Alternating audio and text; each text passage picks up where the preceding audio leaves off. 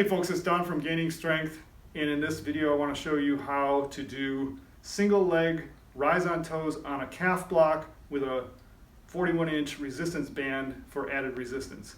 So to do this, first of all, you need this calf block, which is just a 2-foot long 2x4 screwed and glued to two 1-foot long 2x4s. That's all you need. It's cheap, inexpensive. And then you need a 41-inch resistance band here, and you loop the resistance band under the block like so, right?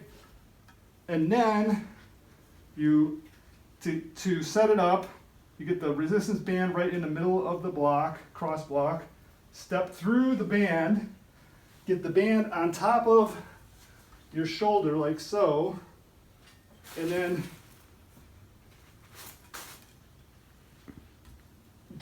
you gotta hold down the block while you stand up, like so, and then you step off. Put the inactive leg in front of you.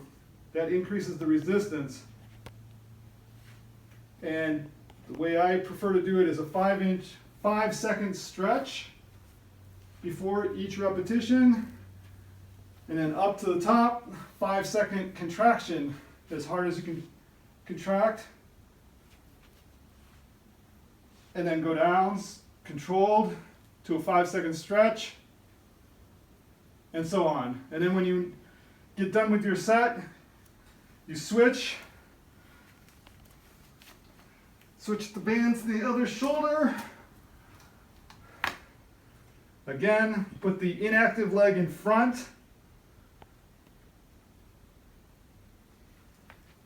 Five-second contraction.